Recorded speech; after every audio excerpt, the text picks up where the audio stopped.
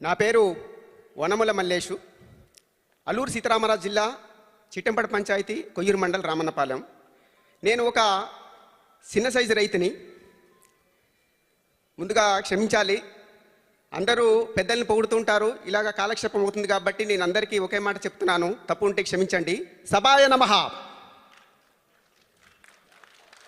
అయ్యా, నేను ఉపాధి హామీలో గడ్డి వేసుకున్నాను.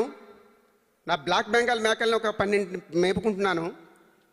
తర్వాత నాకు నేను అడిగినటువంటి ఫామ్ పంట ఒకటి ఇచ్చారు. అది నేను అడిగిన కొలతలతో ఇవ్వకపోయినా కొంచెం తగ్గించి ఇచ్చారు, సంతోషం. అయితే ఇంకోటి కూడా ఇచ్చారు. నా పశువులు మాకు తాటాకులు షెడ్లు అది ఉంటాయి. ఆ తాటాకుల షెడ్లలో ఇప్పుడు కమ్మనరికేవాడు కూడా కరువు అయిపోయాడు. నాకు షెడ్ ఇచ్చారు, మహదానందం. మా పంట కాలువలు కూడా ఉపాధి హామీలోనే క్లీన్ చేశారు, మహదానందం. అయితే మా గ్రామంలో ఉన్నటువంటి సీసీ రోడ్లు, డ్రైనేజీలు, పంట కాలువలు బాగా చేస్తున్నారు. అయితే చాలా బాగుంది.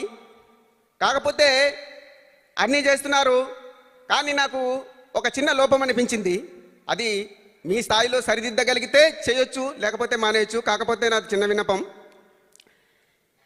ఈ ఉపాధి పనిలో ఉపాధికి సంబంధించినటువంటి అన్ని పనులు చేస్తున్నారు, కానీ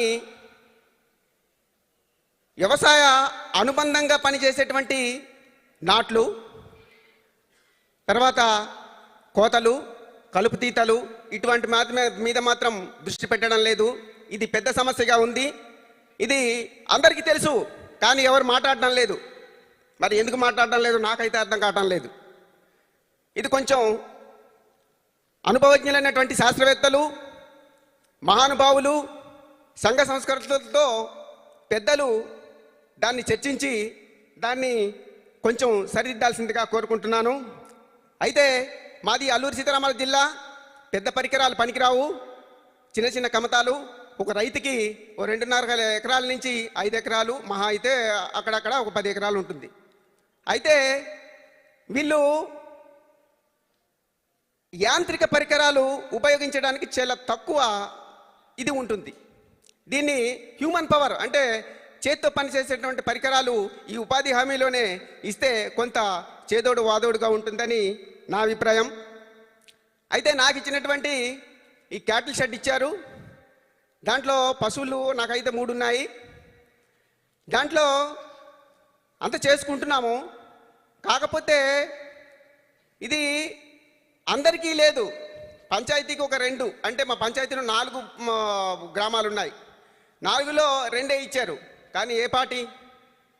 కాకపోతే ఎస్టిమేషన్ తగ్గించైనా సరే ఇంకా తక్కువ, ఇంత సాంకేతిక పరిజ్ఞానం పెరిగినటువంటి మనం ఇంకా తక్కువ ఖర్చుతోనే, అంటే నాకు షెడ్ 2,30,000, 1,20,000తోనే మన అద్భుతంగా ఒక క్యాటిల్ షెడ్ని వేయొచ్చు.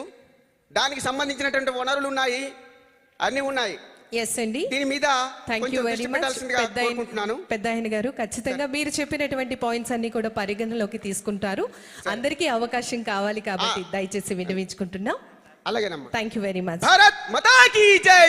జై. థ్యాంక్ యూ వెరీ మచ్ అండి. తదుపరి కాకినాడ నుంచి స్పందించవలసిందిగా కోరుతున్నాం. మీ అనుభవాలను పంచుకోవాల్సింది